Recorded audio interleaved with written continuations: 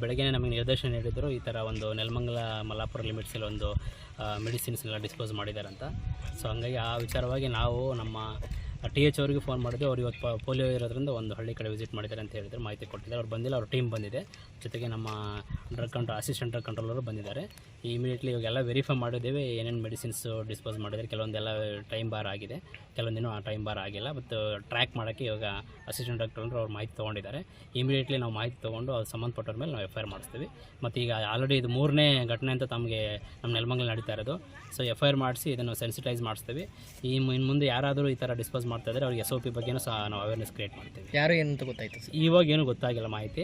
So ನಮ್ಮ assistant control ಬಂದಿದ್ದಾರೆ, ಅವ್ರ ಮೂಲಕ ನಮ್ಗೆ ಮಾಹಿತಿ ಗೊತ್ತಾಗುತ್ತೆ ಎಲ್ಲಿಂದ ಯಾವ ಫಾರ್ಮಸಿಂದ ಡಿಸ್ಪೋಸ್ ಆಗಿದೆ, ಅದು ಲೋಕಲ್ ಹಾಸ್ಪಿಟಲ್ ಇದೆಯೋ ಅಥವಾ ಯಾವುದಾದ್ರೂ ಮೆಡಿಕಲ್ ಶಾಪ್ ಇದೆ ಏನಿದೆ ಅಂತ ಅದ್ರ ಮಾಹಿತಿ ಪಡ್ಕೊಂಡು ಅವ್ರ ಮೇಲೆ FIR ಮಾಡಿಸೋ ಕ್ರಮ ಕೈಗೊಳ್ತೀವಿ. ಸರ್, TH ನಿರ್ಲಕ್ಷ್ಯ ಮಾಡ್ತಿದ್ದಾರೆ. ಈಗ TH ನಾವು ಆಫೀಸಿಗೆ ಕರ್ಸ್ಕೊಂಡ್ಬಿಟ್ಟು ಇದ್ರ ಬಗ್ಗೆ ಮಾಹಿತಿ ಕೊಡ್ತೇವೆ. ಮತ್ತು ಏನಾಗಿದೆ ಇಮಿಡಿಯೇಟ್ಲಿ ನಾವು FIR ಮಾಡಿಸೋ ಕ್ರಮ. ಸರ್, ಎಲ್ಲೋ ಇಲ್ಲ ಇಮಿಡಿಯೇಟ್ಲಿ ನಾವು ಇವಾಗ ನಮ್ಮ ಜಿಲ್ಲಾಡಳಿತ ತಾಲೂಕು ಆಡಳಿತ ಗಮನಕ್ಕೆ ಬಂದಿದೆ. ಅವ್ರ ಮೇಲೆ ಯಾವುದೇ ಕಾರಣಕ್ಕೂ ನಾವು ನಿರ್ಲಕ್ಷ್ಯ ತೋರಲ್ಲ.